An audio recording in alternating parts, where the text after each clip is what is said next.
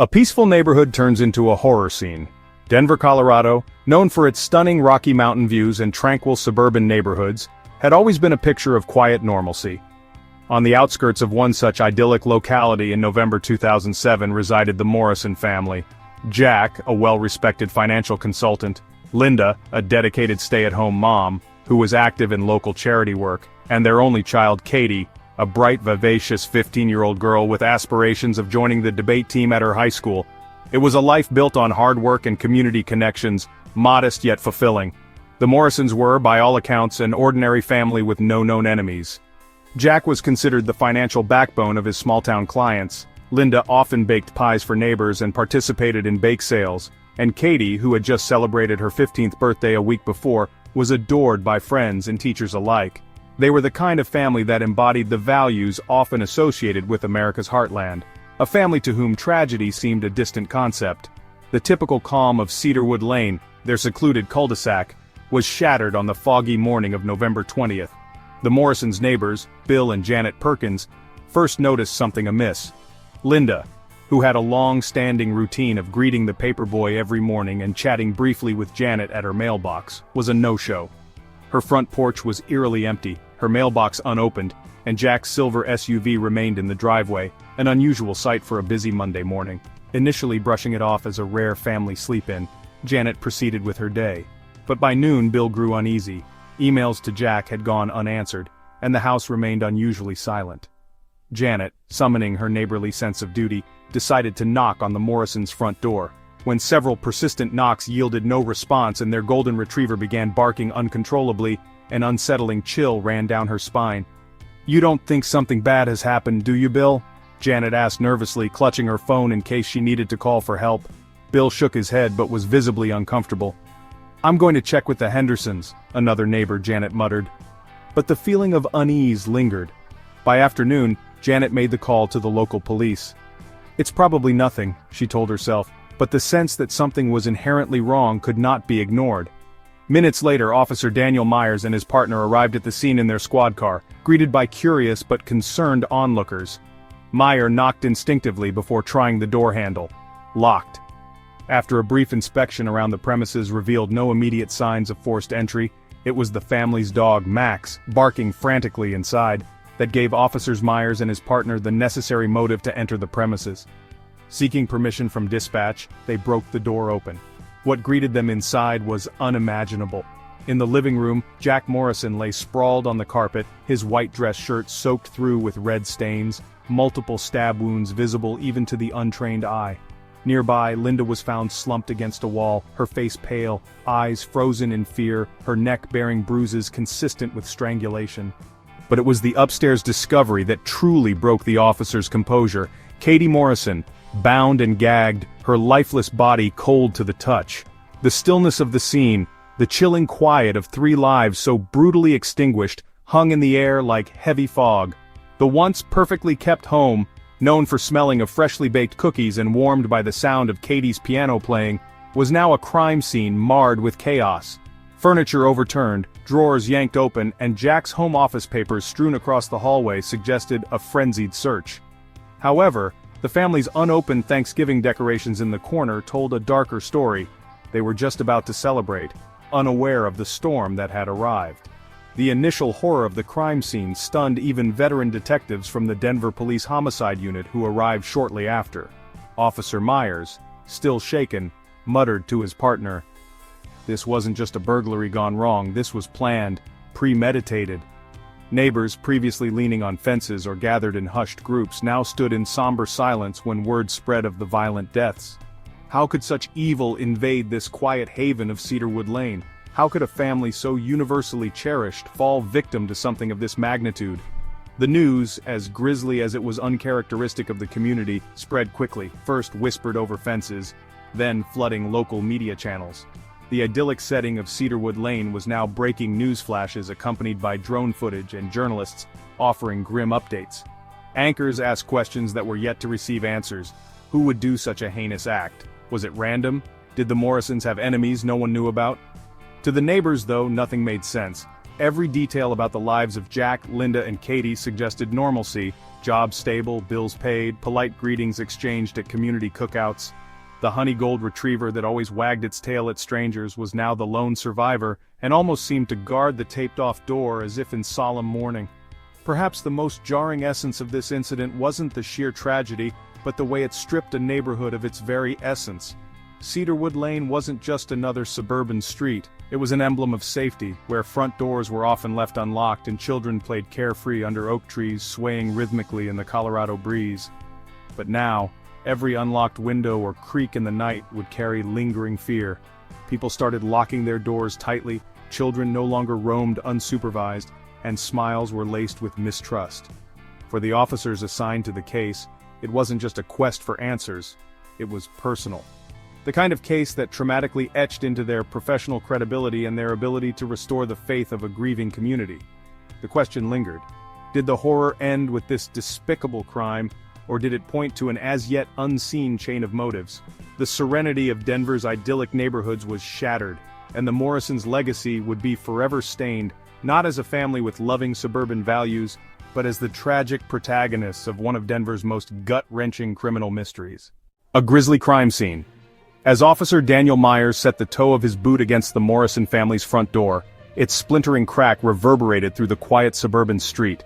The brief, chaotic noise was quickly followed by stunned silence, broken only by the frantic barks of Max, the golden retriever, who darted past the officers when the door swung open. The house was unnervingly quiet. Any initial expectation of a chaotic confrontation or even panicked shouting from someone inside vanished in an instant. All Myers could hear was Max's nails skittering helplessly against the hardwood floors, his whimpers echoing through the house. "Jesus," Myers whispered to his partner as they stepped over the threshold. The air was heavy, almost freezing, and faintly tinged with the unmistakable metallic scent of blood. The warm postcard image of suburban life, clean carpets, a family picture hanging crooked over the fireplace and a stack of unopened Thanksgiving cards on the entry table, collided violently with the reality they were walking into. They found Jack Morrison first, or rather, what was left of him. His body was sprawled awkwardly in the middle of the living room floor, his white button-up soaked in a horrifying bloom of dark red. Jagged and overlapping stab wounds turned his once pristine shirt into a macabre puzzle of torn fabric and skin. His face was contorted, frozen in an expression that reflected the desperate moments of his final breaths. Myers crouched beside the body, instinctively reaching 2 fingers to the side of Jack's neck out of habit, but there was no pulse. He didn't need to check. Jack was gone. The officer's fingertips were already stained with drying blood when he stood unsteadily. "This isn't just a robbery gone wrong," Myers muttered under his breath, trailing off as the enormity of the scene began to unfold. The next discovery left both officers reeling. Leaning against the wall in the adjoining dining room was Linda Morrison, her head tilted lifelessly to one side, her mouth slightly open in what almost looked like a silent gasp. Her neck bore gruesome bruising, the telltale marks of a struggle, and a thin rope, possibly a curtain tie, was still tied loosely around its base. Her sweater was ripped at the shoulder, adding an undeniable layer of tragedy to the already horrifying tableau. "It's strangulation," Myers' partner barely managed to voice. "She didn't stand a chance." What unsettled them even more was her lifeless gaze, her wide, unblinking eyes staring past them into the abyss. Linda had likely seen her attacker before she took her last breath. The fear and shock frozen on her ashen-faced expression seemed to make the room 10 degrees colder. Upstairs was a heavier silence, broken only by Max's whining footsteps that circled the foot of the staircase but wouldn't dare climb. The officers knew there was still one individual unaccounted for: Katie, the Morrisons' beloved teenage daughter. It wasn't long before they found her, behind the door to a corner bedroom, the final resting place of the family's happiest memories and their most unspeakable nightmare. Katie was restrained on the floor, her hands and legs bound crudely with duct tape that matched remnants already attached to a desk drawer in the room. Her once vibrant, curious eyes were pressed shut, and her lips were sealed with the same tape, silencing any plea for help she had tried to make. The bed in which she had likely fallen asleep that night was untouched, its colorful comforter neatly laid. Yet her body lay in stark contrast to the innocence of her childhood belongings scattered throughout the room. A stuffed bear perched precariously on her dresser, framed pictures of friends from school grinning in happier times. Myers felt his knees buckle, biting down hard on the inside of his cheek to stop the overwhelming nausea threatening to surface. He'd seen murders before, plenty of them, but not here, not like this. The room around the girl was a scene of both rage and desperation. Drawers had been pulled out, their contents scattered, pillows slashed. A small, untouched pile of unopened Thanksgiving decorations sat atop a box near the window, a cruel reminder of the family's plans for a festive holiday that they would never see. The world they had built for themselves, a home once filled with love and simple comforts, had been utterly torn apart in one horrific night. Investigators arrived shortly after. The initial scene was documented in painstaking detail. Forensic teams clustered around Jack's home office as papers, strewn carelessly in the hallway, suggested someone had frantically searched for something they thought was valuable. Multiple fingerprints, both partial and smeared, were lifted from desk handles. Dark arterial splatter patterns on the walls and carpet stood out as sharp contrasts to the pristine beige interior. Though much of the house showed signs of being ransacked, Officer Myers couldn't help but return to Katie's room. He lingered in the doorway. "You don't destroy a place like this just for some quick cash in a safe," he muttered aloud. "Whoever did this, they didn't just come here to steal, they came to destroy." His voice faded beneath the weight of his own words. As the coroner placed each lifeless member of the Morrison family into separate stretchers, the small crowd of neighbors watching from the sidewalk fell silent. Not one of them could process it yet. A burglary turned murder in their town, on their street? It wasn't plausible. This was a neighborhood where the loudest noise was typically the distant hum of lawnmowers in the summer. But those initial whispers over white picket fences quickly turned into hushed speculations. Someone murmured about a shadowy figure spotted by the corner mailbox days prior. Another neighbor swore they heard a door slamming violently the night before but thought it was just the wind. There was an eerie undercurrent to the whole situation, the strange calmness amid chaos. No trace of screaming, no neighbor had called about unusual activity, until Janet's concern prompted police involvement. Whoever had done this operated under a shroud of precision and calculation, leaving only senseless violence in their wake. Back inside, the forensics team's discovery of a bloodied knife abandoned in the basement's laundry chute sent ripples through the law enforcement officers stationed throughout the home. The blade would eventually become one of the key pieces in unraveling not just how, but why this tragedy had happened. Unbeknownst to the detectives at the scene, the quiet walls of the Morrison home were only the beginning. The victims, the evidence, and the questions all pointed to something deeply sinister and deliberate, something that demanded answers no one was ready to give. The unclear motive and identity of the perpetrator. The discovery of the Morrison family's gruesome murders in their own home brought about a whirlwind of fear and confusion, not just for their neighbors on Cedarwood Lane, but for law enforcement as well. What began as speculation about a potential burglary spiraling out of control quickly unraveled into something far deeper and far darker than a simple crime of opportunity. The crime scene left behind wasn't chaotic in the instinctive, unplanned way investigators had initially imagined. It was calculated, deliberate, and pointed to someone who had come prepared to commit these heinous acts. From the outset, there were immediate questions that no one could seem to answer. Why the Morrisons? A family who lived a life so ordinary that their days often felt like echoes of their neighbors. Morning coffee on the porch, PTA meetings, Sunday barbecues.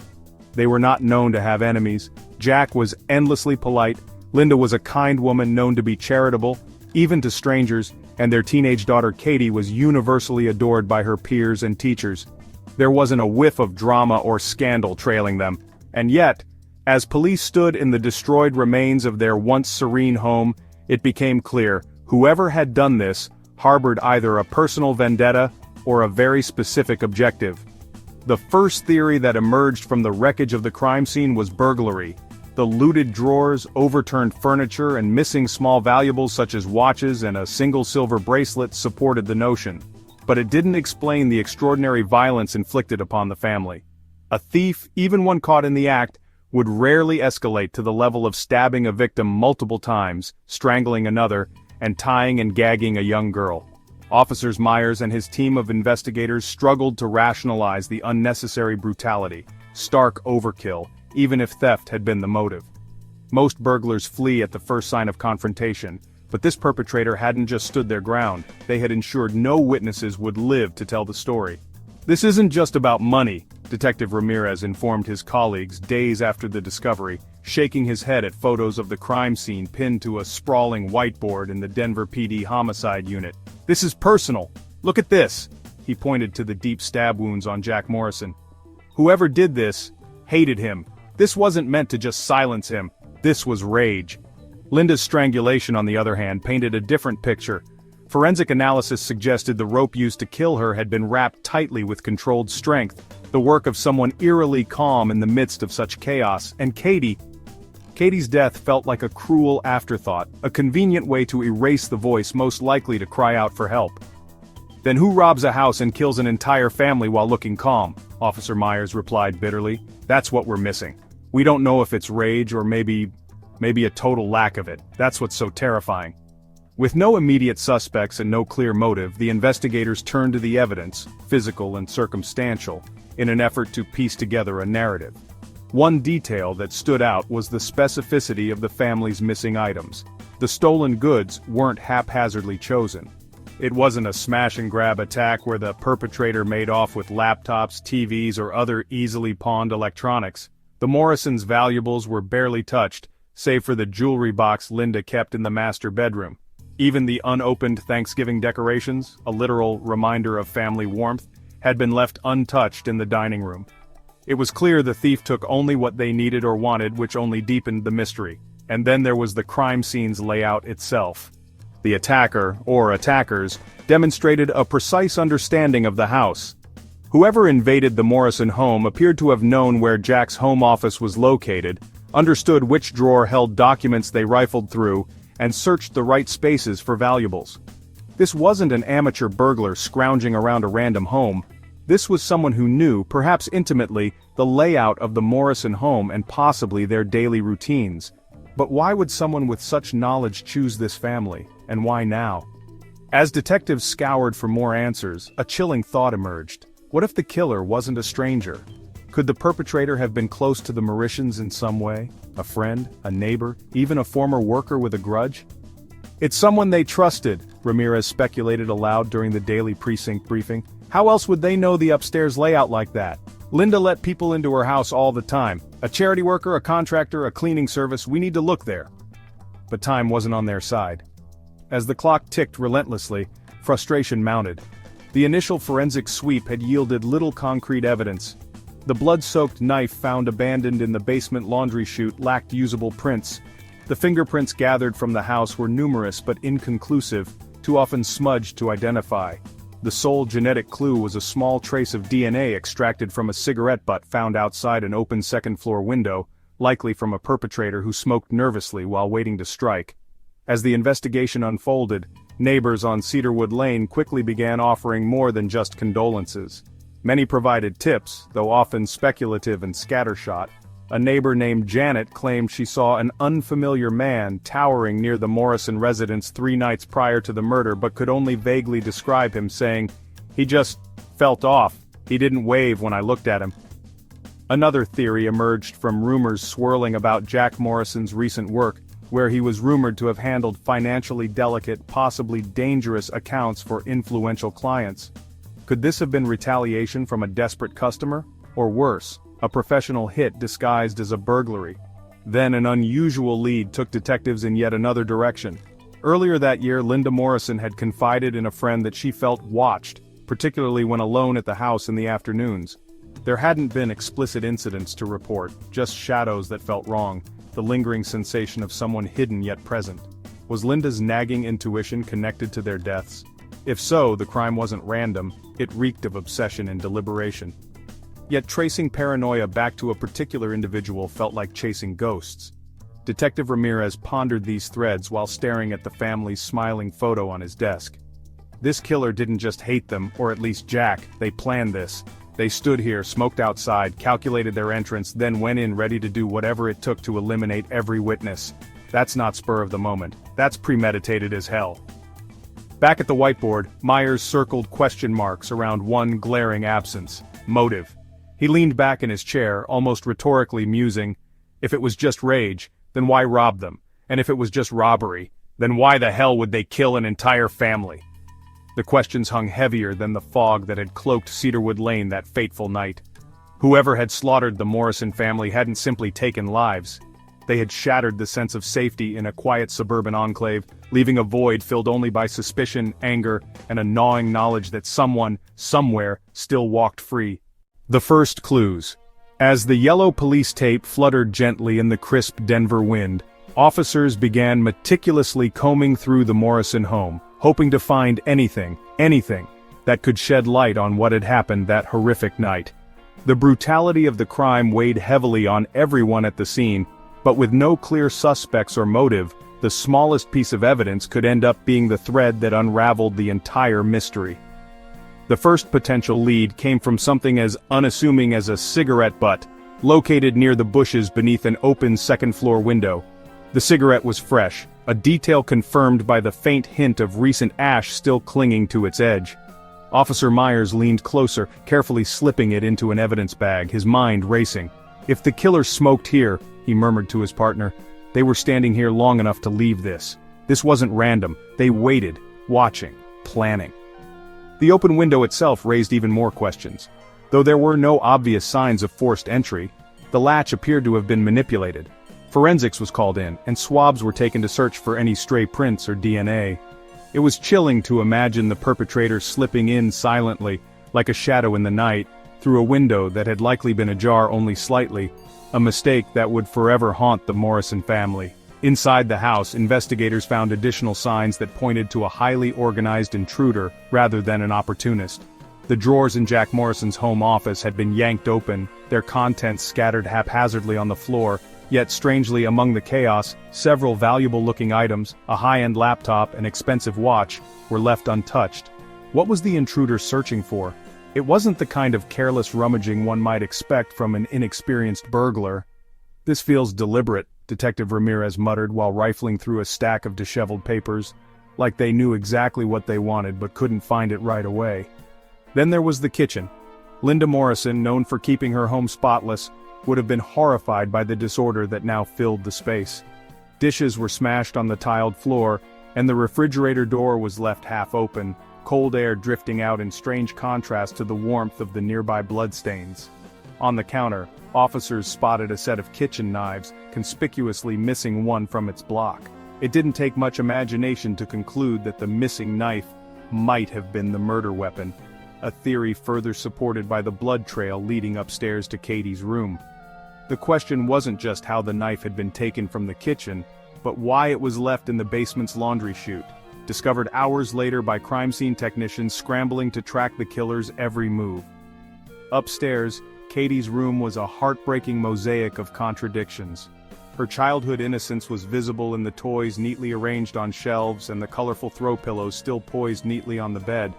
Yet that stark innocence had been shattered by the violence left in her wake. Detectives noted one particularly chilling clue: duct tape stuck to the corner of her study desk. Its fragment told a grim story, likely torn from a larger roll used to bind Katie in her final moments. Forensics peeled it away carefully, hopeful it might contain fingerprints or some trace material left by the killer. Still, the most immediate and unnerving clue was the sheer lack of disturbance elsewhere in the house. The crime didn't feel frantic, like someone in a rush to leave before being caught. Every detail suggested patience, even control. "This isn't a smash-and-grab deal," Officer Myers said as they regrouped to review the evidence collected so far. They had the advantage of time. They knew when the family would be home. They knew exactly what they wanted to do. But what about motive? Alongside the physical evidence were the whispered stories from neighbors, sharing tiny fragments of insight into the Morrison family's lives. Janet Perkins, who had made the first call to the police, mentioned something seemingly trivial but oddly unsettling.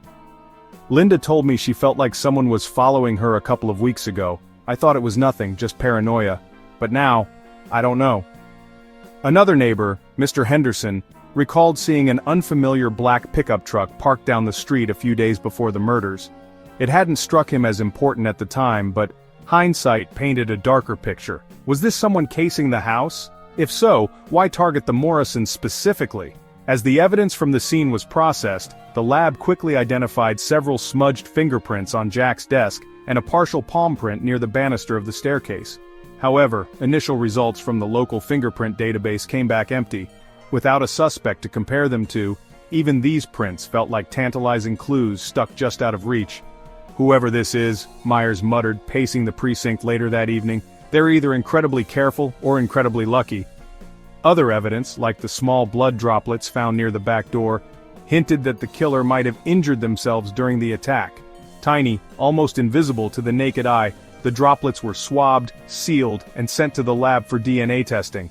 This could be the breakthrough they needed, but it required time that felt agonizingly slow for detectives racing against their own frustration. The golden retriever, Max, became an unlikely witness. A veterinarian called to assess his frantic state noted a small scratch on his muzzle, suggesting he might have tried to defend his beloved owners during the attack. His barking was likely what alerted the neighbors that something was wrong, but he couldn't tell the police what he'd seen. Still, the presence of a dog made the crime even more puzzling. A random thief might have been deterred by the sound of an animal in the house, but this perpetrator hadn't been fazed. If anything, it seemed they had anticipated it. As the pieces came together, or didn't, the detectives were left with more questions than answers. Was this a crime of passion? A methodical execution of some unresolved vendetta? Or was it something else entirely? Back in the precinct, Detective Ramirez stared at the evidence board covered in photos, notes, and question marks. "They left the scene messy but not stupid," he said almost to himself. "They wanted us to think this was a botched robbery, but it's not. You don't kill an entire family just to steal a few pieces of jewelry." Officer Myers raised an eyebrow. "Doesn't feel random, does it? Feels like they wanted something more. The question is, did they get it?" In the coming weeks, every cigarette butt, every smeared print, and every shred of duct tape would become the focus of tireless investigation. Yet for all the clues they had in hand, none screamed the answer they so desperately needed. Why the Morrisons? And who had slipped away into the night, leaving behind the first faint threads of a web that detectives would spend years untangling? Questions from those who knew them. As investigators started piecing together the fragments of the Morrison family's lives, they were compelled to ask a fundamental question. Could the answers to this horrific crime lie within the very people who knew them best? Friends, neighbors, colleagues, and even casual acquaintances were called in for questioning, each one bringing details from their interactions with Jack, Linda, and Katie.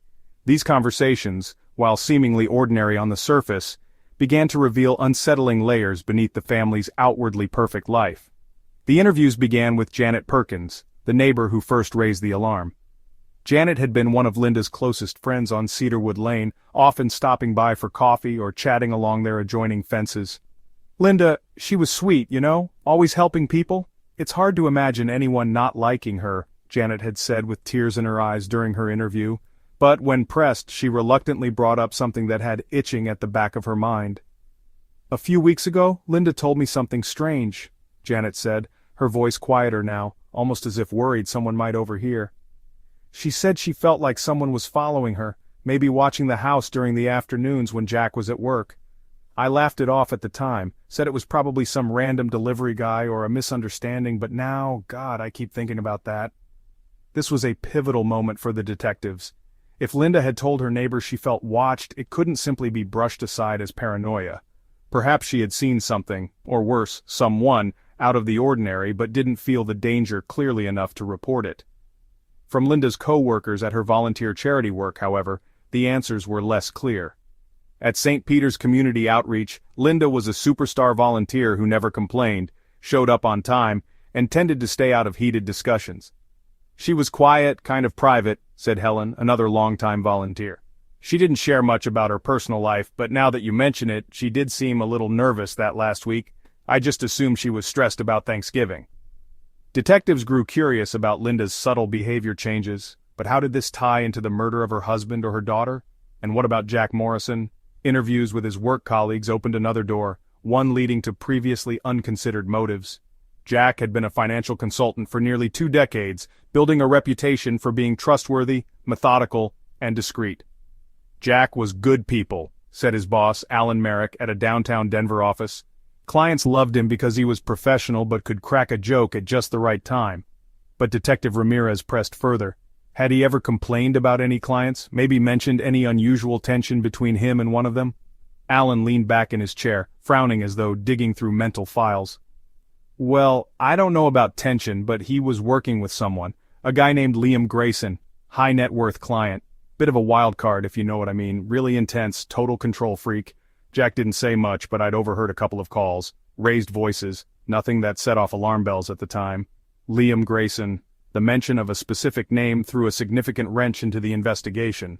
Police decided to find out more about him in the following days, but even with a potential client conflict, the brutality of the crimes didn't add up to a professional grudge. That much over a financial dispute? It seemed implausible, but the possibility couldn't be dismissed. Then there were Katie's friends, classmates, and teachers at school. Interviews at Millview High painted Katie as bright, well-liked, and ambitious. "Katie was one of my favorite students," said Mrs. Flynn, her English teacher, during her tearful interview. "She was whip-smart, had such a sharp sense of humor, and she loved debating in class. She was so determined to try out for our debate team this spring." To her friends, Katie was the perfect mix of nerdy and funny, but among the smiles and fond memories came whispers of a darker side to her school life. She never told anyone officially, one close friend of Katie's admitted, but she thought this guy named Nate was following her to classes sometimes, not in a creepy way but, too much attention. She said he wouldn't leave her alone after she turned him down at the homecoming dance. Detectives followed this lead cautiously. Nate Cormack, a senior with a clean record, admitted to having a crush on Katie and asking her out but denied any obsessive behavior. "She was amazing, but I didn't want to upset her," Nate told investigators, shifting uncomfortably. "Look, I liked her, but I didn't do anything crazy. I can't believe this happened. She didn't deserve something like this." While Nate's behavior didn't raise immediate red flags, Detective Myers couldn't help but notice how frequently the narrative of being watched or feeling followed kept coming up. From Linda to Katie, these seemingly minor anecdotes painted a picture of unease and subtle fear that had gone unreported. But who or what had caused it? Was it a coincidence or part of a larger pattern? Interviews with Cedarwood Lane residents turned up less concrete but equally troubling facts. Mr. Henderson, who lived 3 houses down, recounted seeing an unfamiliar man near the Morrisons' driveway about 4 nights before the murders. "Tall guy wearing a black jacket," he recalled. "Didn't think much of it at the time, but now I wish I'd paid closer attention." 2 others mentioned similar anecdotes of strange cars parked along the cul-de-sac. "A black pickup," one neighbor described, "didn't belong to anyone around here. Whoever it was must have been sitting there for hours. I just figured it was a delivery guy lost or waiting for someone." Delivery vehicles, strange men being noticed but forgotten, a sense of unease hanging over the family. These were the threads detectives hoped to untangle. They also wondered, was the killer someone known to the Morrisons, a figure they might have passed off as harmless? Or was this the work of a stranger who had been waiting, studying their routines over weeks or months? As more interviews poured in, one thing became clear. While the Morrisons had no glaring enemies on paper, their lives were far from simple. From Linda's whispered paranoia about being watched to Jack's high-stakes financial dealings and Katie's social circle, it was impossible to ignore the feeling that someone from their past or present, had been closing in. Ramirez scribbled down a quote from Janet Perkins on his notepad, underlining it twice. She knew something wasn't right, she just didn't know how wrong it was going to be. And that was the haunting truth emerging from these conversations. Linda, Jack, and Katie Morrison had all felt inklings of danger, small warnings whispered into the folds of their daily lives, but none of them had known to take those instincts seriously. Now it was up to the detectives to determine whether those faint voices of unease could lead them to the faceless shadow who had brought such unimaginable violence to their doorstep. DNA doesn't lie. Despite the efforts of the police and forensic teams, the Morrison case was several steps away from breaking open during its initial investigation in 2007. While the crime scene was rich with potential evidence, fingerprints, bloodstains, and even a cigarette butt, the tools and technology available at the time left many of these leads unconnected. The DNA analysis process, though advanced, was still developing in its capability to cross-reference minor details with broader databases. The forensics team carefully bagged every piece of evidence they could, hoping that one day the advancements in technology would bridge the gap. Something that would come, though no one yet knew it would take over a decade. One of the most pressing pieces of evidence was the cigarette butt found outside the second-story window. Detectives instinctively knew the DNA on that cigarette was important. What kind of person takes time to smoke before slipping into a darkened home with intentions most foul? It suggested a level of coolness, almost detachment, that kept investigators up at night. But when the DNA from the cigarette was rushed through the local and state DNA databases, nothing came back, no match. Then there was the tiny trace of blood found near the back door, almost invisible except under a forensic investigator's UV light.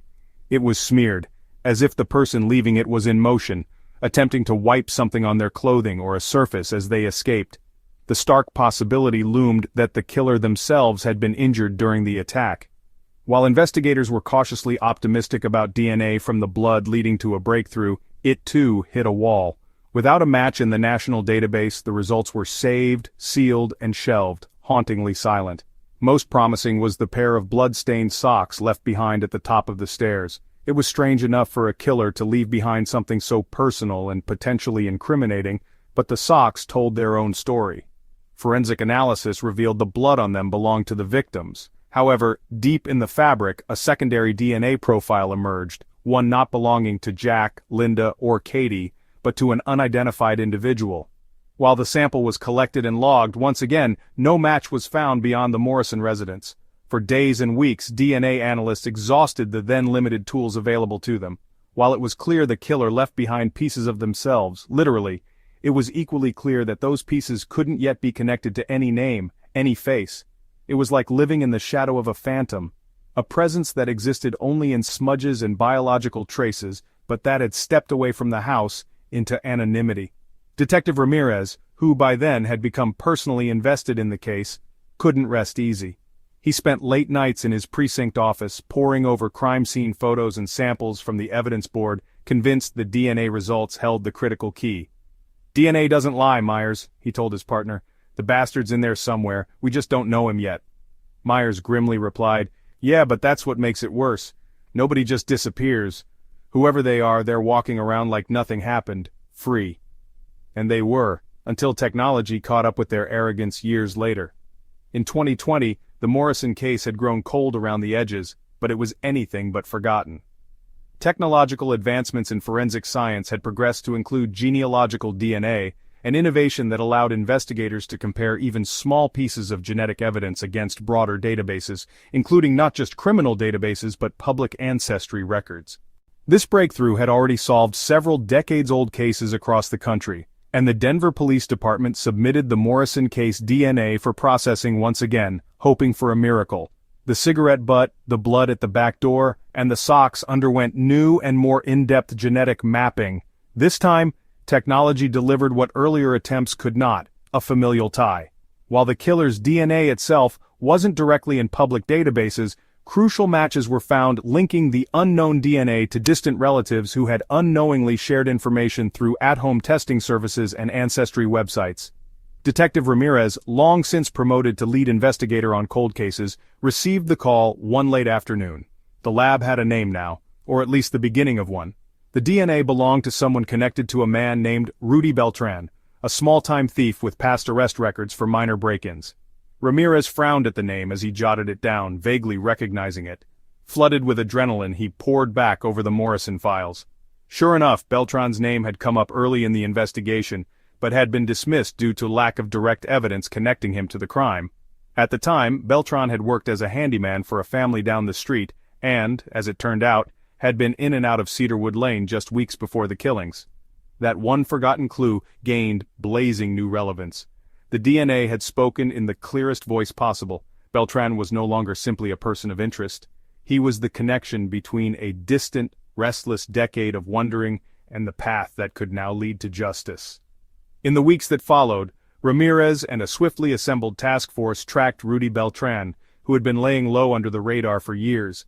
He was no longer in Denver, but through careful triangulation of tips, financial records, and surveillance footage from several states, investigators followed his trail to a small community along the Oklahoma-Texas border.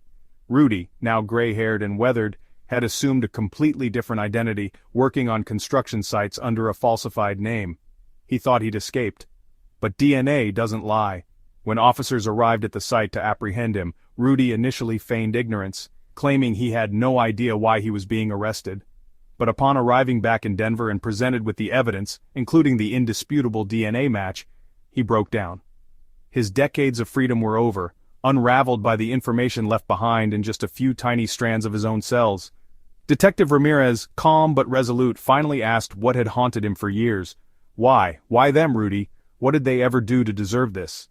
Rudy didn't answer immediately. His hollow eyes avoided Ramirez's gaze as if he were calculating how much to reveal. With a flat voice, he finally replied, "It wasn't supposed to happen like that." The words hung in the air, more chilling than the truth they were about to uncover. But the nightmare didn't end with Rudy. His DNA confession was just the beginning, pulling apart an even darker thread behind the Morrison family's murders. And as officers prepared for what would come next, one thing remained devastatingly clear. DNA doesn't lie, but it only tells you part of the story. To understand the rest, you have to dive deeper into the mind of the killer. Evidence tied to someone close. As investigators pressed forward with their search for answers, the case began to take an ominous turn. Forensic evidence, interviews with neighbors, and observations at the crime scene all started to paint a chilling picture. One that pointed not to a random act of violence but to someone who had connections to the Morrison family, someone who knew their routines, their habits, and perhaps even their vulnerabilities.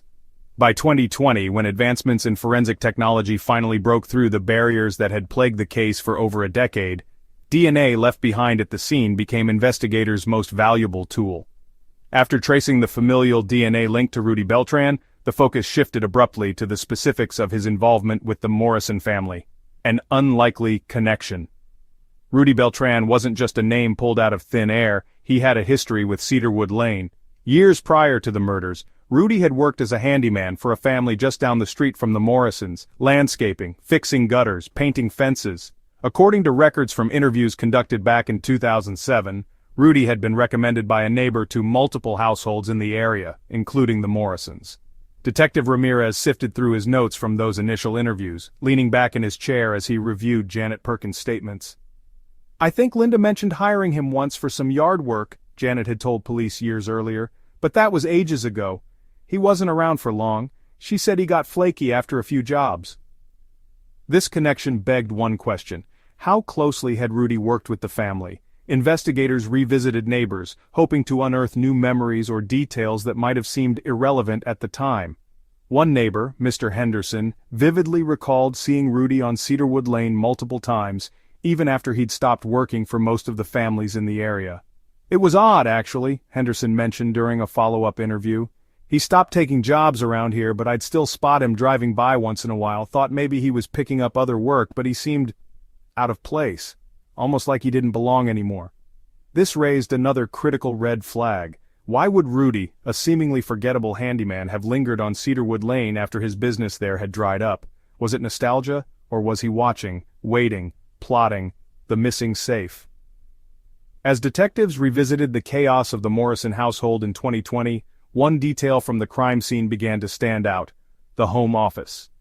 Jack's neatly organized workspace had been torn apart, papers strewn across the floor, drawers yanked violently from their slots, yet curiously several valuable items, such as his laptop and watch, had been left untouched. Instead, the intruder's focus had clearly been on something else. Linda's sister Karen had also told police during the initial investigation that the Morrisons used a small personal safe to store important documents, some jewelry and cash, but the safe was never found. "Linda mentioned it once during a family dinner," Karen told Ramirez during a follow-up call. "She joked about how she always had trouble remembering the code whenever she needed to get into it. I don't think they ever moved it. It was probably in their closet." When forensic teams combed through the Morrisons' bedroom after the murders, remnants of a struggle were evident. Clothing and shoe racks toppled over, pillows slashed, and the contents of a jewelry box spilled out. But curiously, there had been no sign of the safe. Could Rudy have known about it? Had he seen it while doing work for the Morrisons, perhaps during one of his earlier jobs? Further investigation revealed something chilling. Rudy had approached multiple families on Cedarwood Lane during his time as a handyman, often offering to help with security measures like fixing door locks, installing window bars, or building fences. The Morrisons' neighbors corroborated this pattern. "He had us convinced he was the helpful type," recalled Mr. Henderson, "but now that I think back, he was asking questions about stuff he didn't need to know, like what times people were usually home or whether we had safes or alarm systems." It was becoming disturbingly clear that Rudy's work on Cedarwood Lane might have had less to do with earning an honest living and more to do with scoping out homes for the future. A team, not a lone wolf? As detectives confronted Rudy with the evidence, it became apparent that the murders weren't the work of just one man. Rudy's fingerprints may have been all over the conspiracy, but once pressed under interrogation, his story took a darker turn. "I wasn't the only one," Rudy admitted after hours of questioning. "It wasn't supposed to be like that, we were just supposed to get in and get out." This confession introduced two new suspects, Jake Foster and Lucas Hayes. According to Rudy, Jake was a gambling addict who had been desperate for quick cash, while Lucas was described as a manipulative mastermind who had orchestrated the plan in the first place. What was initially assumed to be a possible robbery gone wrong now emerged as a calculated operation involving multiple perpetrators.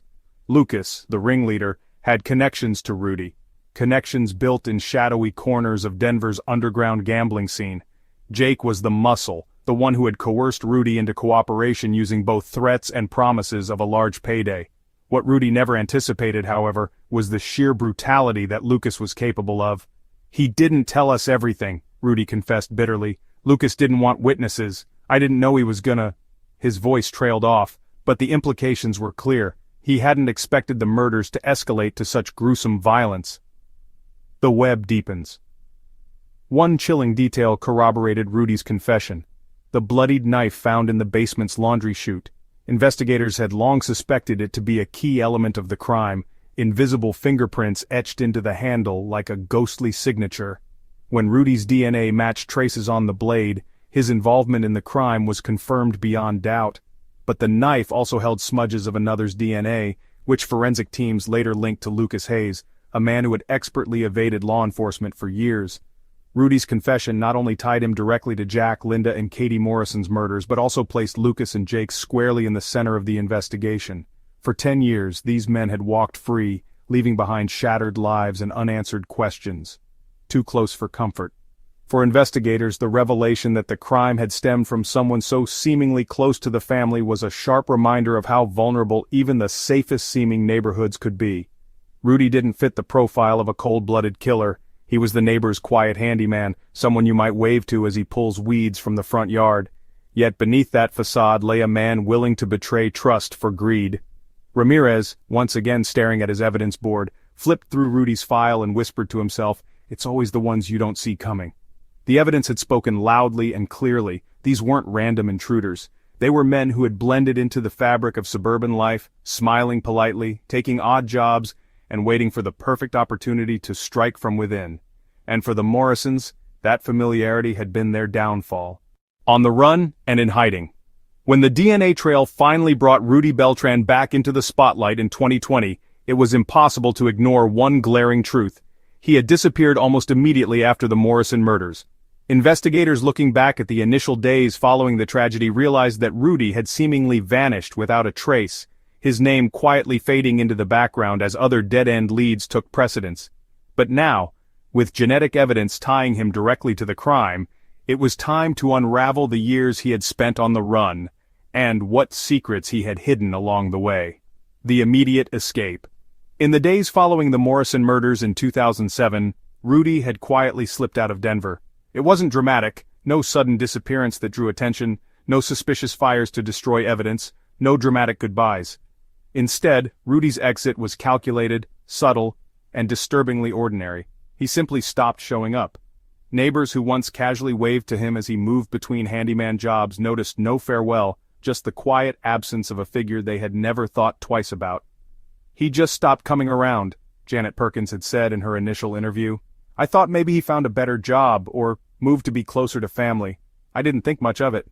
Why would I?" And that was precisely how Rudy intended it. By keeping his exit quiet, he avoided raising suspicions. Investigators later pieced together his actions during those critical days. After the murders, Rudy stayed low, avoided drawing attention, and quickly cashed in whatever small savings he had before leaving Denver entirely. Early reports suggested that his name appeared briefly on a Greyhound bus register headed to Oklahoma City, but the lead went cold from there. Building a new identity, forensic analysts tracing Rudy's movements post-2007 uncovered a carefully crafted timeline of deliberate evasion. Rudy didn't just vanish, he recreated himself. He first moved across state lines, hoping to put enough distance between himself and Denver to escape detection. By early 2008, Rudy had taken up work in small, isolated communities, avoiding anything that might place him in the public eye. He worked seasonal construction jobs, earning under the table to avoid government records, and rented rooms in motels or rundown apartments, always in cash. His strategy wasn't unique, but it was effective. Rudy's ability to blend in stemmed from his unassuming demeanor. He wasn't flashy, confrontational, or particularly memorable.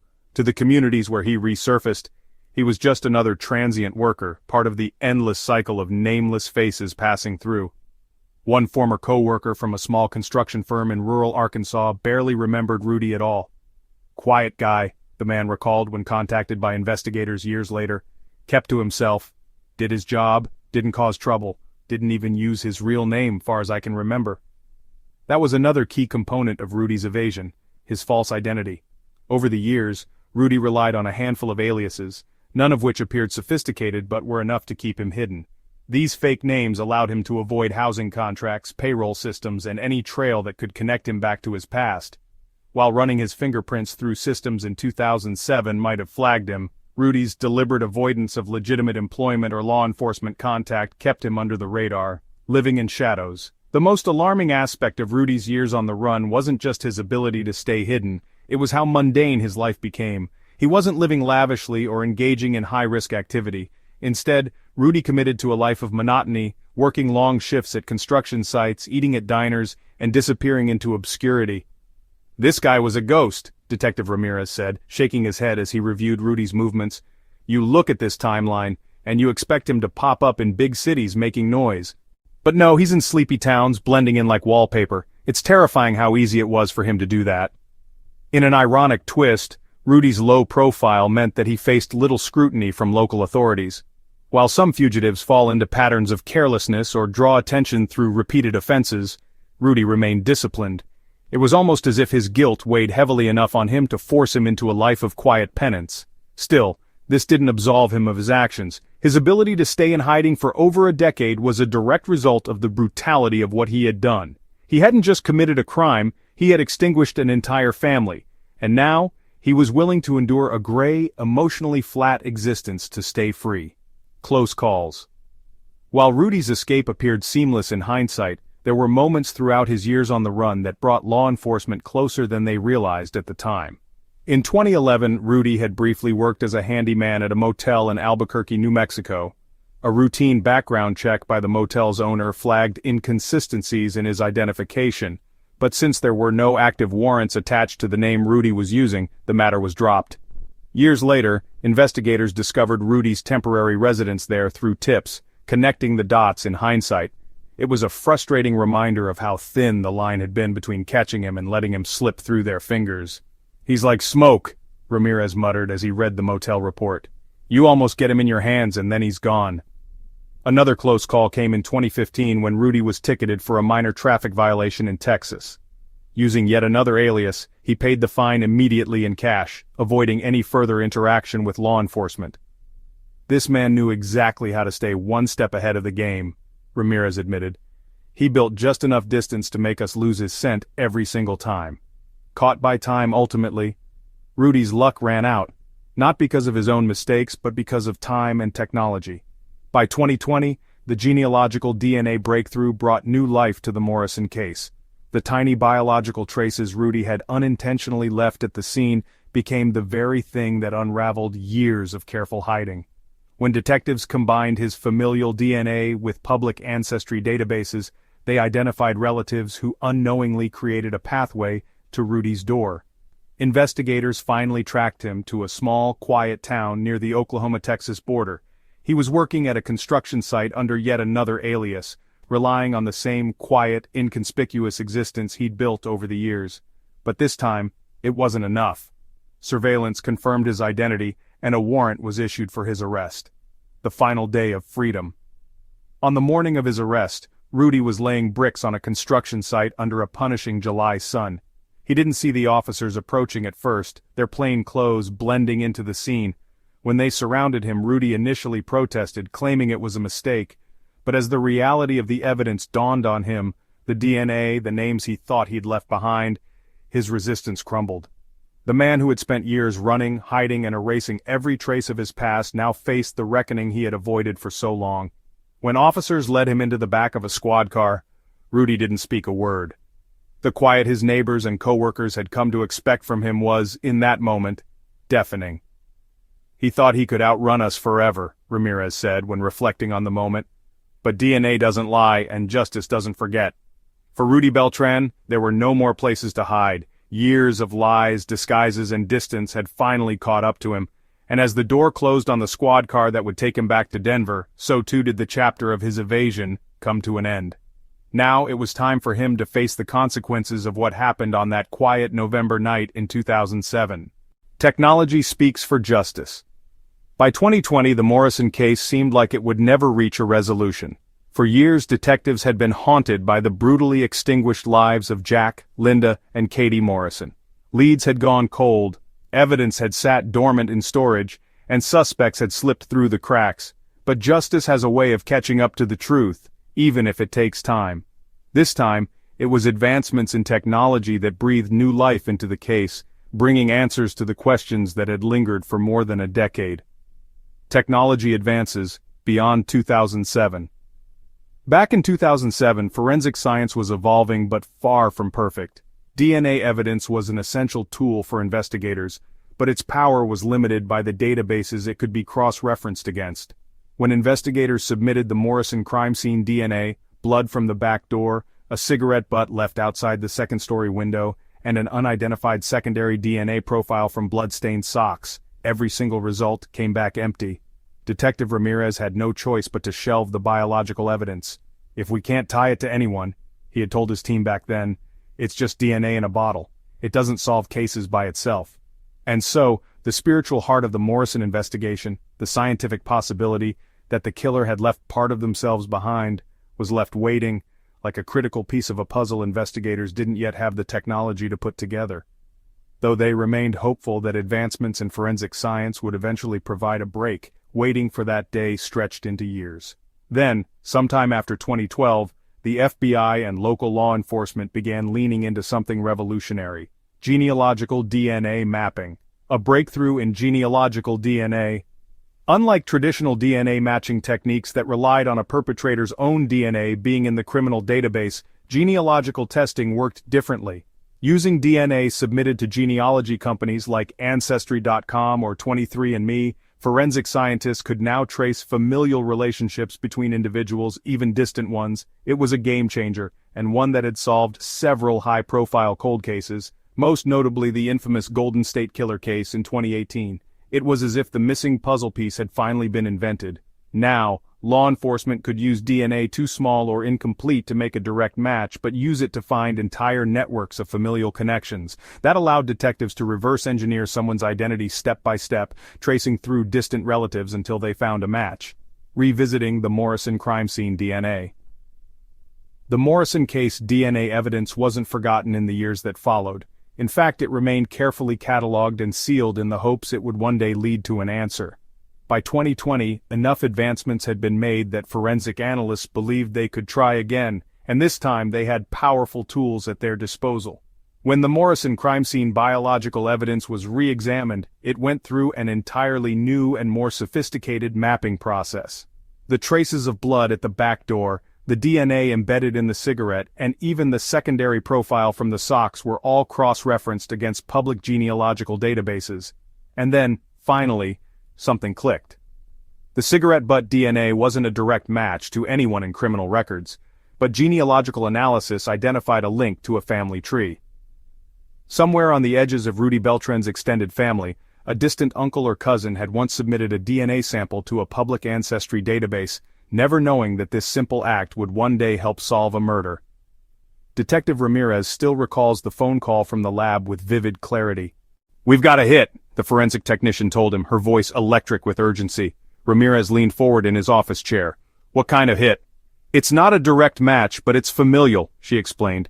"We traced the DNA from your sample to a family line. All roads lead back to Rudy Beltran." A forgotten name resurfaces. The name sent Ramirez scrambling to the case files. Rudy Beltran. He remembered seeing it, tucked away in the earliest investigation notes from 2007. Back then, Rudy's name had surfaced during interviews with neighbors. He had worked as a handyman on Cedarwood Lane, repairing fences and replacing windows, but he was quietly dismissed after the Morrisons' murders when police couldn't tie him to the scene. Forensics at the time had focused on fingerprints and stolen goods, not blood traces or biological evidence, and certainly not the full story Rudy's DNA would eventually tell. Ramirez slammed his hand on the desk. "How did we miss this guy? He was right under our noses the whole time." His frustration boiled over, but so did his determination.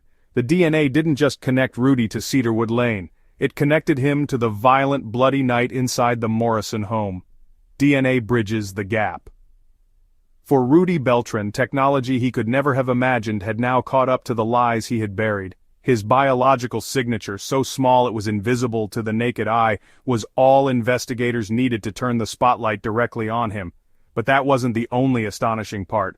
The blood on the back door and the residue from the socks didn't just tie Rudy to the crime.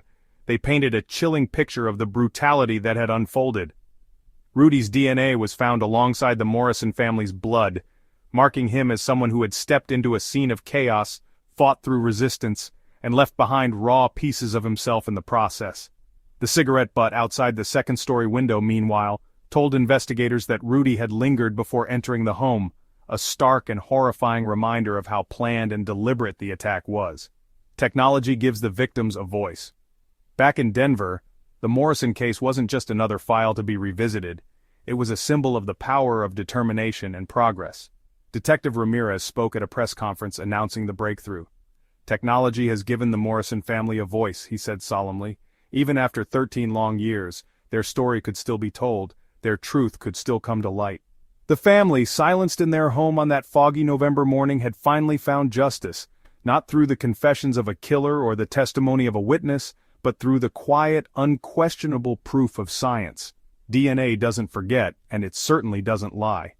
A reminder of time's inescapable consequences. As Rudy Beltran sat in handcuffs staring at the evidence piled against him, one thing became clear. His years of freedom were borrowed. Detective Ramirez often reflected on the advancement of DNA technology, calling it the ultimate equalizer. You can try to run, you can try to hide, but the one thing you can't outrun is time, and will always catch up eventually. Forensic breakthroughs didn't just make it possible to catch someone like Rudy Beltran, they sent a message. Every strand of DNA connects a criminal to their crime like a thread wound through time. And while Rudy had done everything in his power to erase himself from the narrative, the proof of his crimes had been waiting in silence all along, just waiting for the technology to catch up. Cedarwood Lane was no longer haunted by the unknown. Finally, the mystery had a name. The Cold Confession. Under the bright clinical lights of the Denver police interrogation room, Rudy Beltran sat stiffly, his hands cuffed to the metal table in front of him. After more than a decade on the run, he looked weathered, gray streaked through his hair, lines carved deep into his once unremarkable face. His eyes avoided contact with the detectives standing across from him, their silence heavy with expectation. For hours they pressed Rudy for answers, recounting the tragedy of the Morrison family, showing him the evidence piece by painstaking piece. It had been a slow, methodical process, carefully unraveling his carefully built walls of denial and deflection. But now, the time for avoiding the truth was over. The DNA had cemented Rudy's connection to the crime scene. There was no plausible way for him to walk away from this. He knew it, and so did the detectives. Detective Ramirez leaned forward, his voice low and purposeful. "Rudy, this is your chance. We know you were there. The DNA doesn't lie. Tell us what happened that night. Tell us why." For minutes that felt like hours. Rudy didn't respond. He sat unmoving except for the occasional twitch of his fingers against the cold, unfeeling metal. His breathing was steady, but the twitch in his jaw betrayed the storm brewing underneath. Finally, he let out a faint, bitter laugh. It wasn't amusement, the kind of laugh you might give when you realize the game you've been playing is finally over. "Fine," he muttered, his voice hoarse. "You want to hear it? I'll tell you." In the beginning of the crime. The room grew still as Rudy began to speak. His words were slow at first, almost hesitant, but as the moments passed, the dam broke, and his calm exterior began to crack. "I didn't plan it, okay? Not at first. That wasn't the idea," he began, staring hard at the surface of the table instead of at the faces watching him. "It was Lucas. It was always Lucas's idea. Detective Myers immediately seized on the name. Lucas Hayes? A short nod confirmed it. Yeah, Lucas. He's the one who came up with everything. The job, the plan, all of it. Rudy paused, as though gathering the courage to continue. He and Jake, they were desperate. Lucas had these debts he couldn't pay off. Gambling, bad deals, you name it. And Jake? Well, Jake would do anything for money. He didn't care about how messy it got. Me? I just wanted enough to get out of this shitty loop I was stuck in. Do a quick job, get the cash, and leave. Ramirez narrowed his eyes. And by job, what exactly do you mean? At this, Rudy glanced up briefly, guilt flickering across his face. It was just supposed to be a robbery, he said reluctantly. Look, we knew the Morrisons had money. Jack was some big financial guy, and Lucas thought they had something valuable at the house. A safe, maybe. He was certain it'd be an easy in-and-out job. You know, grab what we needed, no one gets hurt. The detectives exchanged glances. By now they'd heard enough about Lucas Hayes to understand his manipulative, calculating nature. Lucas had emerged as the mastermind behind everything, a man with a talent for finding desperate people and convincing them to do his bidding, no matter how dangerous it was. The night of the murders. It was foggy, cold as hell, Rudy continued, his voice now distant, as though recalling details he'd tried to bury for years. We parked down the block so no one would see us. Lucas had scoped the place out beforehand. He knew when Jack would be home, when Linda would be busy in the kitchen, when the kid might be upstairs in her room. He knew how to time it perfectly. Ramirez leaned forward again, sharpness cutting through his calm tone. So, you're telling me Lucas planned every detail? Yeah, Rudy admitted. He even brought the tools. Bolt cutters, a crowbar, stuff like that. I didn't ask where he got them. I didn't want to know. Rudy's hands fidgeted as he continued, the memory seemingly clawing at him. We got in through a window, second floor. One of those old ones that doesn't latch properly. Jake boosted Lucas up because he was small enough to get through and unlock the back door for the rest of us. He stopped, his brows furrowed. I remember standing outside and smoking while I waited. I told myself it'd calm my nerves. But what the hell was I even nervous about back then? I thought it was just about money, Detective Myers pressed, his voice unwavering. And what happened when you got inside, Rudy? That question drove the confession into darker, heavier territory. Rudy swallowed hard and blinked several times before speaking again. It went bad, real bad, he finally said, his voice shaking slightly. Lucas didn't want there to be any loose ends. Another pause, heavier this time. He told us before we even walked in, if it comes to it, no witnesses. But I thought he was bluffing. I figured he just didn't like the idea of leaving any evidence behind, you know? But then, Rudy's voice cracked slightly as he began recounting the actual murders. Jack was in the living room. He must have heard something upstairs because he came out to check. Lucas was waiting, and before I even realized what was happening, he just went at him. No hesitation, no warning. I've never seen anyone move like that. It was... Rudy shook his head abruptly as if to clear the memory away. It wasn't right. The human cost. You mean Lucas killed Jack, Ramirez clarified, though the fury in his tone was barely concealed. Yeah, Rudy nodded, his expression hollow. I didn't touch him, I swear to God I didn't touch him. But once it started, it was chaos. Linda came running. She must have heard the noise. She tried to fight back, but Jake grabbed her. He used one of those curtain ropes to...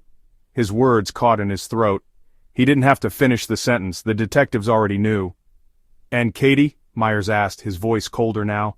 Rudy's head dropped, his hands curling into fists. I didn't want to, he whispered. She was just a kid. I begged Lucas to leave her alone. I begged him, but he wouldn't listen.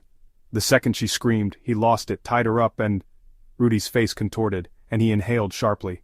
For all the horrors he had witnessed, this was clearly the one he couldn't fully face. When it was done, she was just lying there, like a doll someone threw away. The detectives let those words hang in the air, watching as Rudy wrestled with the enormity of his confession. His voice, once steady, now wavered under the weight of what he had done, or failed to stop. The unraveling truth. Detective Ramirez finally broke the silence. So, you're saying you didn't kill anyone that night? Is that your story? Rudy looked up then, his eyes rimmed with exhaustion. I didn't kill them, but I didn't stop it either, he said quietly. Lucas, Jake, they're monsters, but I was there. I didn't do enough to stop it. That makes me guilty too. Ramirez nodded grimly. You're damn right it does, Rudy. But even as Rudy's confession painted him as a man who had been swept into something larger than himself, the detectives knew better. No one could be part of such a brutal crime and walk away without blood on their hands, figuratively or literally. Rudy may not have wielded the knife, but he was there. He had opened the door, stood idly by, and left a cigarette burning in the fog as a family was slaughtered. Facing justice, Rudy's confession was complete, but his remorse wasn't enough to erase the years of terror, pain, and loss that his actions, or inactions, had contributed to. As he sat back in his chair, drained from the weight of his words, Detective Myers leaned in one last time. "Rudy," he said, his tone measured but firm, "you're done running. Justice has been waiting for you for 13 years. And now?" Myers tapped the table for emphasis. "Now it's caught up." And as tears silently pricked the corners of Rudy Beltran's eyes, it was clear that no matter how cold his confession, the reality of what he had left behind on Cedarwood Lane would haunt him for the rest of his life. Justice is served. By the time Rudy Beltran finally confessed, the pieces of a tragic puzzle had begun to fall into place. But his confession, filled with excuses and half-hearted remorse, was only the beginning of what would unfold in Denver's most high-profile criminal trial in years. After 13 long years of grief, fear, and unanswered questions, the community of Cedarwood Lane, and most of all the Morrison family's relatives, demanded one thing: justice. The case was no longer about attempts to piece together clues or trace Rudy's footsteps. It was now a battle inside the courtroom, a battle to prove, beyond the shadow of a doubt, that Rudy, along with his accomplices, Jake Foster and Lucas Hayes, was responsible for one of the most horrifying crimes in Denver's recent history: the dominoes fall, arresting the accomplices. Rudy's confession, while disturbingly detailed, was also strategic. Faced with inescapable DNA evidence tying him to the crime scene, Rudy shifted much of the blame onto his co-conspirators, creating a ripple effect that led to their subsequent arrests. Jake Foster, the muscle behind the brutal crime, was the first to be arrested after Rudy's confession. He had been living under the radar in rural Arizona, his gambling addiction gradually eroding his freedom. Tips from former acquaintances combined with heightened surveillance led detectives straight to him. When officers found him, he showed no resistance, perhaps too exhausted from years of a life spiraling out of control. Jake, however, refused to confess outright, claiming he was only following Lucas Hayes' instructions. Still, the evidence against him, a set of latent fingerprints on Jack's upturned office drawers and Rudy's testimony, was damning. Lucas Hayes, though, was a much harder target. As Rudy described during his interrogation, Lucas had always been calculating, a man who seemed to thrive on manipulating others for his own gain. Authorities found that Lucas had fled the country shortly after the murders, living quietly in Mexico under an alias.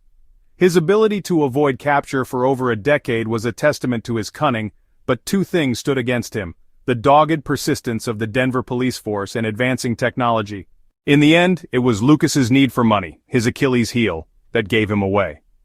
Wire transfers flagged by financial crime units traced back to him, leading to his capture in 2021 by both American and Mexican authorities. For the first time in 13 years, all three men involved in the Morrison murders were in custody. What had begun as a night of unimaginable horror now shifted to the next stage, sentencing those responsible. The trial of the century. The trial that followed would be remembered as one of the most emotionally charged and highly publicized in Denver's history. Spectators filled the courtroom, anxious to see justice finally served. News outlets covered every development, and the surviving members of the Morrison family sat quietly in the gallery, steadfast and determined to see the men who destroyed their loved ones brought to justice. Rudy, Jake, and Lucas each faced an array of charges: multiple counts of first-degree murder, home invasion, and conspiracy to commit aggravated burglary, along with dozens of additional charges stemming from the evidence uncovered during the investigation. Prosecutors sought the death penalty for Lucas Hayes, the self-appointed mastermind of the operation, while pushing for life sentences for Rudy Beltran and Jake Foster. The prosecution leaned heavily on DNA evidence, which had become the bedrock of the case. Smoking the cigarette outside the second-story window hadn't just calmed Rudy's nerves, it had sealed his fate. The secondary DNA on the bloodied socks linked both Jake and Lucas to the scene, while bloody fingerprints in the Morrisons' home and Rudy's detailed testimony painted an unequivocal picture of what had transpired. However, what made the trial particularly searing were not the irrefutable facts or the forensic evidence. It was the human cost laid bare for everyone to see. Prosecutors read aloud journal entries left behind by Katie Morrison, a vibrant teenager with big dreams and plans to join her school's debate team. Testimonies from Linda's friends showcased her radiant kindness, her passion for charity work, and the unspeakable tragedy of her final moments. Co-workers painted Jack as a steady, friendly figure who had worked tirelessly to provide for his family, the father who never missed piano recitals despite his busy schedule. The courtroom was often silent, except for the quiet weeping of family and friends mourning lives taken so brutally, so senselessly. "You didn't just rob a family," the prosecuting attorney told the defendants during closing arguments. "You robbed this community of safety, of trust. You took from them something that can never be repaired." Lucas Hayes and the weight of leadership. If there was a villain who dominated the courtroom, it was Lucas Hayes.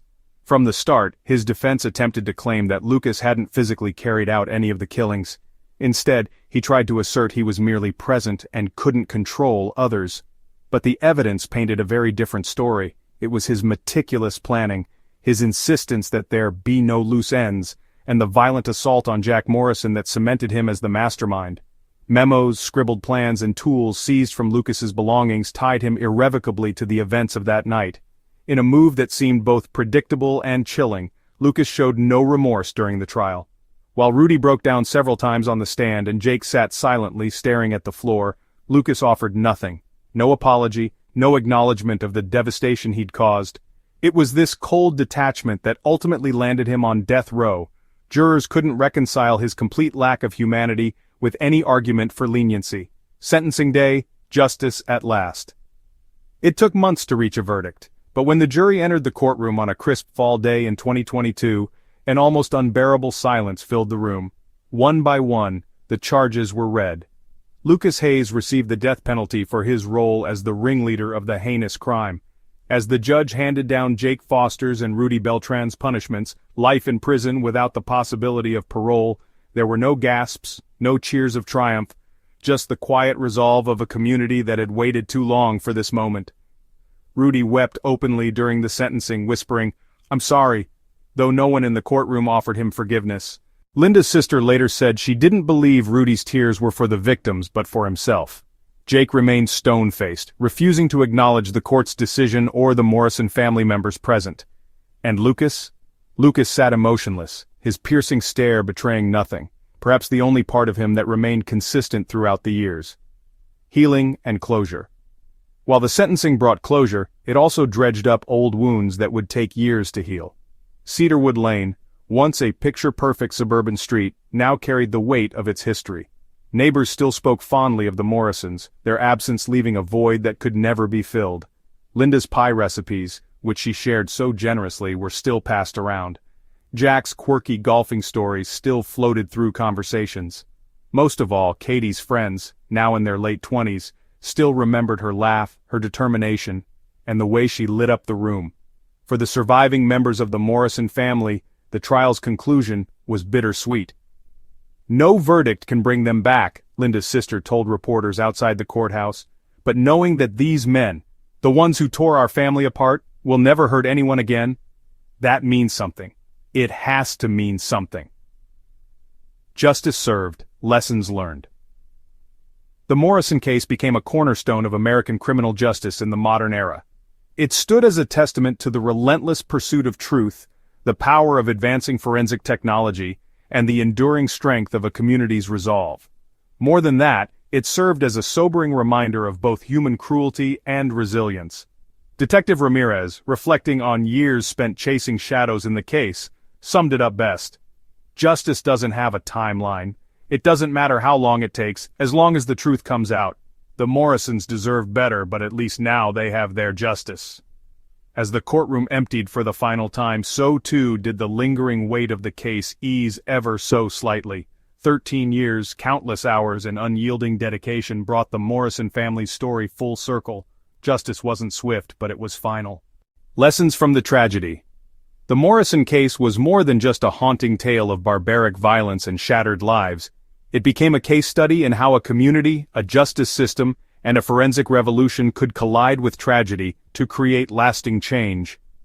The brutal events that unfolded in November 2007 on Cedarwood Lane left scars that extended far beyond the family that was lost. It made people question their trust, their safety, and their assumptions about humanity. Yet in the aftermath of justice being served, the tragedy also brought forth lessons that continue to ripple through society, ensuring that the Morrison family story wasn't just another tragic headline, but a reminder of what's at stake when evil lurks close to home. Safety in suburbia, no neighborhood is truly immune. Before the murders, Cedarwood Lane had epitomized the idea of comfortable suburban bliss.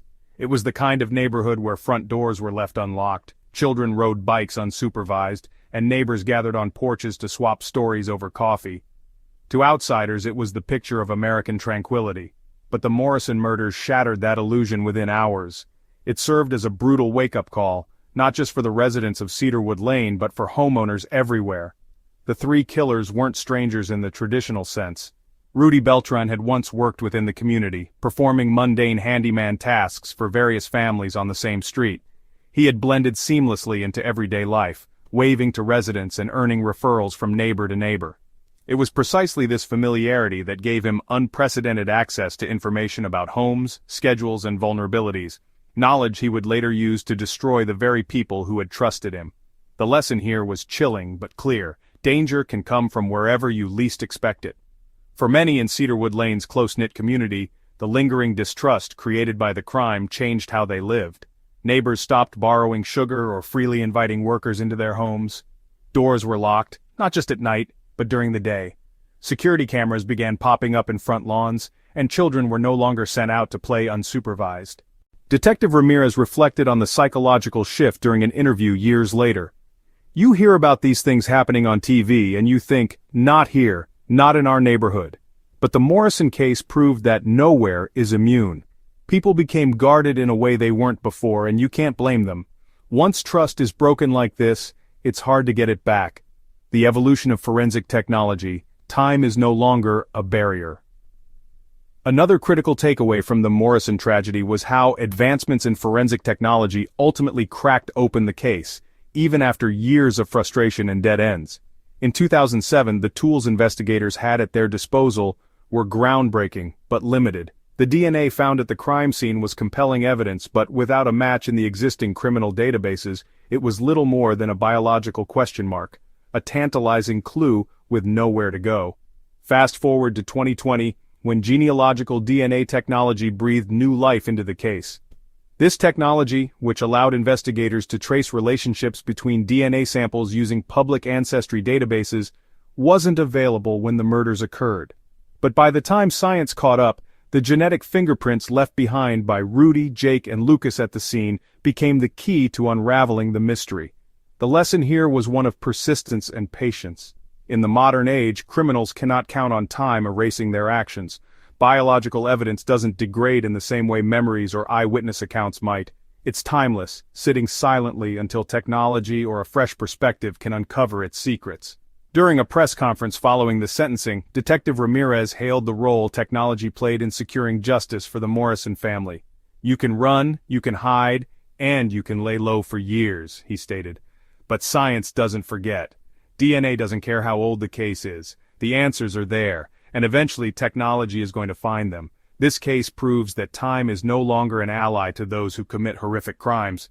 The Morrison trial also underscored the value of preserving evidence, even when a case goes cold. If the Denver Police Department hadn't meticulously cataloged and stored biological samples from the crime scene, there would have been nothing left to re-examine when genealogical DNA testing became viable. It was a lesson for law enforcement everywhere. A cold case isn't dead, and evidence is never truly obsolete. The fragility of trust and the danger of complacency. Perhaps one of the most heartbreaking lessons from the Morrison case was how complacency and routine can create blind spots. The killers knew the family's habits and routines intimately. They knew when Jack would be working in his office, when Linda might be occupied in the kitchen, and when Katie was likely upstairs finishing her homework. They exploited the very rhythms of suburban life to orchestrate their attack, turning the predictability of the Morrisons' world into a liability. Routine is comforting, and it's also dangerous, a safety expert commented at a post-trial security seminar inspired by the case. Families like the Morrisons, like all of us, don't think twice about the small details of daily life. What time we check the mail, when we walk the dog, which window latch never quite locks properly. But there are people out there calculating how to use those details against us. The case also highlighted how seemingly harmless interactions, like hiring a handyman or chatting with a neighbor, can spiral into something far more sinister. It served as a reminder to trust, but verify. While it was impossible to fully predict the capacity for evil lurking within someone like Rudy Beltran, the community learned the importance of setting boundaries, even with those they knew, the strength of the human spirit, and the pursuit of justice. For all the darkness surrounding the Morrison case, there were also inspiring lessons of resilience and determination. The surviving relatives of Jack, Linda, and Katie, devastated by their loss, chose to honor their memories by supporting the pursuit of justice, no matter how long it took. They attended every hearing, never letting the victims' stories fade, even as the case dragged on for over a decade. Their unwavering commitment set an example of courage for others in the face of unspeakable tragedy. Detective Ramirez's dedication to the case also became a symbol of the power of persistence. Though he admitted there were moments of doubt during the 13-year investigation, he never let go of the Morrison file. Each breakthrough, no matter how small, brought him a step closer to the truth. "You don't let a case like this go," Ramirez said. "Even when it's cold, even when it feels like every lead has failed you, until we find justice for the victims, the work doesn't stop." For the wider Denver community, the closure brought by the conviction of Rudy, Jake, and Lucas reinforced the idea that justice, while slow, is never completely out of reach. It reminded people that empathy and advocacy are vital in the aftermath of a crime, and it showcased the triumph of good over evil, even when the odds seem insurmountable. A legacy of lessons. In the years following the trial, the Morrison tragedy became a touchstone for discussions about safety, trust, and accountability. Schools implemented new programs to teach children about situational awareness and personal safety.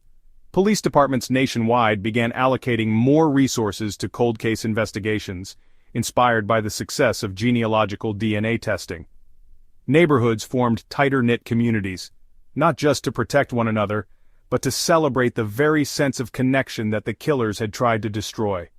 The Morrison case left an indelible mark on the people who lived it, and the society that remembered it.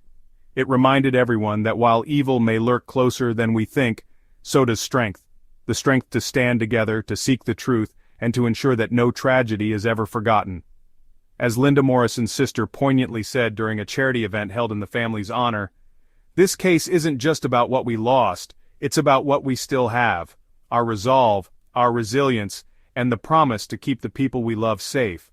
That's how we honor Jack, Linda, and Katie. That's the lesson we take forward."